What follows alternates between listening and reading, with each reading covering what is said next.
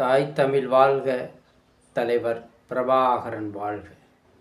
இலக்கு ஒன்றுதான், தமிழ் இனத்தின் விடுதலை. உலகெங்கும் பரவி வாழும் என் தமிழ் சொந்தங்களுக்கு ஈழம் எனது ஒரு வலையொலி மூலமாக நன்றினை தெரிவித்துக் கொள்கிறேன். வறுமை வாட்டுகின்றது, வாழ்க்கை வாட்டுகின்றது. பணம், பொதுமக்களிடம் பணம் புழக்கம் கிடையாது. அரசியல் பணம் படைத்தவர்களிடம் கட்டுக்கட்டாக ஒரு லாரி, ஒரு கண்டெய்னர், ஒரு மினிவேன், ஒரு காரு, அந்த அளவுக்கு எல்லா நிரப்பும் அளவுக்கு ஒவ்வொருத்தரும் பணத்தை வச்சிருக்காங்க. பொதுமக்களிடம் பண புழக்கமே இல்லை. நம்மை ஆட்சி செய்கிறவர்களிடம் கட்டுக்கட்டாக கோடியாக பணம் இருக்கின்றது. அங்கு நம்மை ஆட்சி செய்கிறவரிடம் கட்டுக்கட்டாக கோடியாக லோடாக பணம் இருக்கின்றது. ஆனால் இங்கு வாக்களித்தவன் 2 வேளை சாப்பாடு கூட சாப்பிட சிரமப்பட்டு வாழ்ந்துட்டுருக்கிறான். விவசாயம் செய்யக்கூட பணம் இல்லாமல் வாழ்ந்துட்டுருக்கிறான். படிக்க வைக்க தன்னுடைய குழந்தைக்கு படிப்பு கல்வி செலவுக்காக வசதி இல்லாமல் இன்றைக்கி வாழ்ந்துட்டுருக்கிறான். இந்த நாட்டில் எதற்காக கொலை கற்பழிப்பு இது மாதிரி நடக்குதுன்னா எல்லாமே வறுமைதான். கற்பழிப்பு எதற்காக நடக்கின்றது? திமிரோடு தெரிகிறார்கள், பணத்திமிரோடு. ஏடிஎம்கே வீட்டில் பொள்ளாச்சியில் 16 வயசு பெண்ணை பாலியல் கொடுமை பண்ணாங்க. அந்த கேஸு இன்றைக்கி எங்கே போய் முடிஞ்சது? அந்த கேஸு என்ன ஆச்சு இன்னும் தெரியல, மூடி மறைத்திட்டாங்க. அதே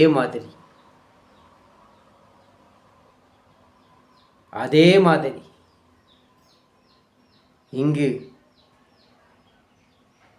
பெண்களுக்கு தான் கொடுமைகள் நிகழ்கின்றது. தமிழகத்தில் ஸ்ரீமதி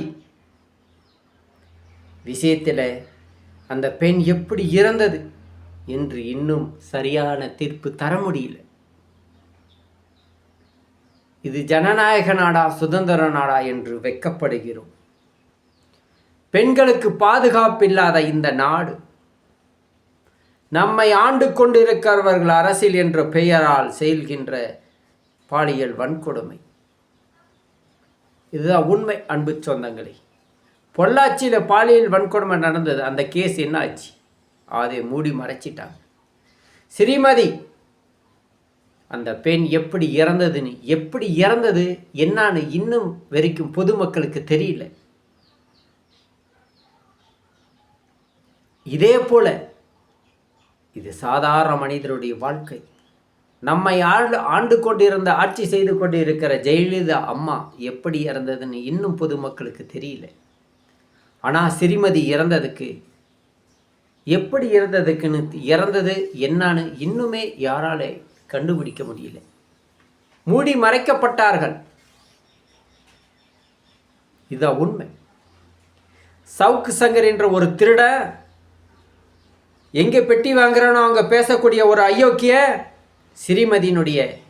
ஸ்ரீமதியினுடைய இறப்பில் ஸ்ரீமதிக்கு தப்பாக சித்தரிச்சான். அந்த அயோக்கிய இன்னைக்கு இங்கே காவல்துறையில் இருக்கிற பெண்களையும் தப்பாக சித்தரிச்சா. இன்னைக்கு ஜெயிலில் இருக்கிறான். ஸ்ரீமதியினுடைய கொடுமை இந்த சவுக்கு சங்கரை வாட்டி எடுக்கிறது. ஒருபோதும் ஸ்ரீமதியினுடைய கொடுமை சவுக்கு சங்கர் சொன்னான், அது காதலால் அந்த பெண் இப்படி இறந்துட்டாங்க, இப்படி இன்னும் வரைக்கும் அந்த ஸ்ரீமதி இறந்தது யாரால கண்டுபிடிக்க முடியல. சவுக்கு சங்கர் நாயி என்ன சொன்னா, ஸ்ரீமதி லவ் பண்ணிச்சு, அதனால் அந்த பெண் ஏதோ ஒன்று பெட்டி வாங்கின பக்கம் பேசி ஸ்ரீமதிக்கு தப்பாக பேசுகிறான். அந்த நாய் இன்னைக்கு ஜெயிலில் இருக்கிறான். பெண் பாவம், பொல்லாத பாவம். உறுதியாக நீ எவ்வளவு பதவி வைத்து, பணத்தை வைத்து, ஆள்பலத்தை வைத்து, அராஜகத்தை வைத்து ஆடு. ஆனால் ஒரு நாள் உனக்கு முதுமையாகும்போது கடவுளிடம் நீ பதில் சொல்லி ஆகணும். இதுதான் உண்மை. இன்றைக்கு ஜனநாயக நாடா பணநாயக நாடான்னு பார்த்தா பணநாயக நாடாக தான் இங்கு ஆட்சி செய்கிறார்கள். திருடர்கள், அயோக்கியர்கள், கேப்மாரிகள், மொல்லமாரிகள், முடிச்சவைக்குகள், அடுத்த சொத்து ஆட்டை போடுறவர்கள், இவன் தான் இன்னைக்கு நாட்டில் நல்லா இருக்கிறான். தான் உண்டு, தான் வேலை உண்டு, தான் குடும்பம் உண்டுன்னு உழைச்சிட்டு இருக்கிறவன் பாவம் இந்த உலகத்தில் ஏதோ ஒரு மூலையில் வாழ்ந்துட்டுருக்கிறான். நீதி எங்கே இருக்குடா? நேர்மை எங்கே இருக்குடா? நாய எங்கே இருக்குடா?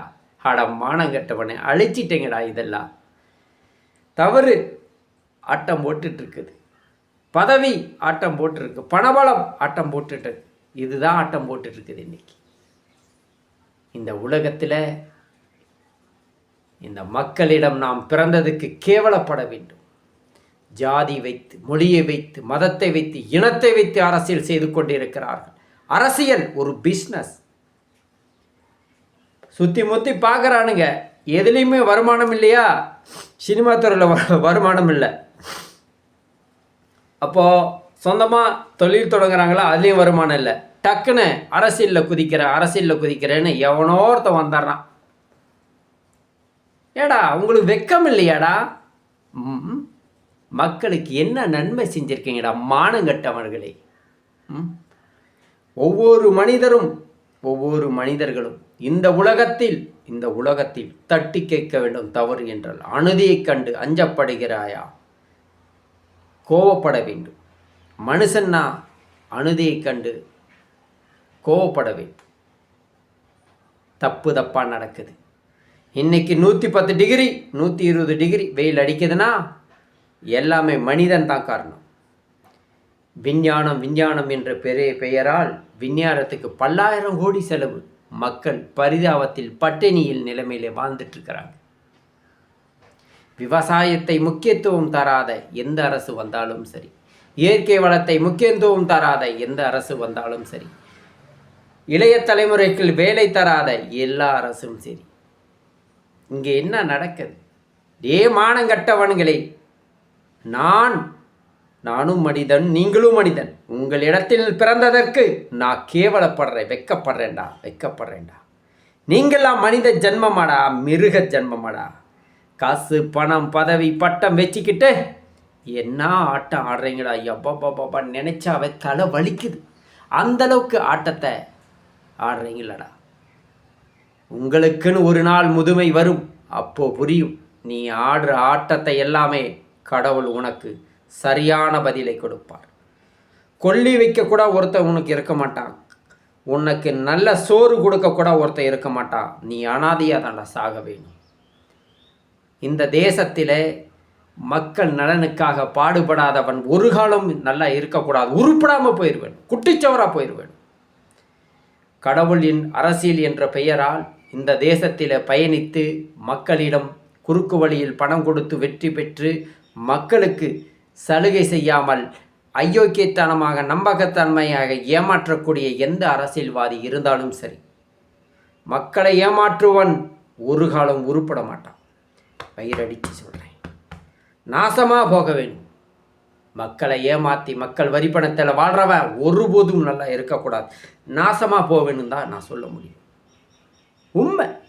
யாரை என்று நான் குறிப்பிட்டு சொல்லவில்லை. ஆனால் மக்களிடம் பணத்தை கொடுத்து, மக்களிடம் புரியாத அறியாத மக்களிடம், அடிமாட்டு மக்களிடம் பணத்தை கொடுத்து வெற்றியடைய செய்து நீங்கள் ஆட்சிக்கு வந்து மக்களுக்கு எந்த சலுகையும் செய்யவில்லை என்றால் இவ்வளவு ஒரு கொடுமை. இயற்கை வளத்தை அழித்து நாசமாக்கி விட்டீர்கள். இந்த நாடு இன்னும் குறைவான நாட்கள் தான். மனிதர்கள் அதிக நாட்கள் இங்கு இருக்க மாட்டார்கள். இந்த பூமி ஒரு நாள் அழியும், உறுதியாக அழியும். அவ்வளவு அயோக்கியத்தனம் இங்கே நடந்து கொண்டிருக்கிறது. நீதி, நேர்மை, நியாயம் அழித்து தர்மத்தையும் அழித்து, தர்மம் என்பது ஒரு சிறப்பான ஒரு சொல். தர்மம் என்பதே இல்லை. மனிதனை கஷ்டத்தை கொடுக்கிறான். கடவுள் ஒருபோதும் தருவதில்லை. கடவுள் அற்புதமான பிறவி, மனித பிறவி படைத்தார். இதுதான் உண்மை. மனிதருக்கு ஒரு கஷ்டம் என்றால் மனிதனை சாபியுங்கள், கடவுளை சாபிக்காதீர்கள். எல்லா மனிதன் தான் செஞ்சான். இந்த சுச்சுவேஷன், இந்த சூழ்நிலை எல்லா மனிதனை தான் ஒரு மனிதனை ஆட்டி வைக்கிறான். இந்த மனிதர்களிடத்தில் பிறந்ததற்கு வெட்கப்படுறேன், நான் வெட்கப்படுறேன். வாழ்க தமிழ்.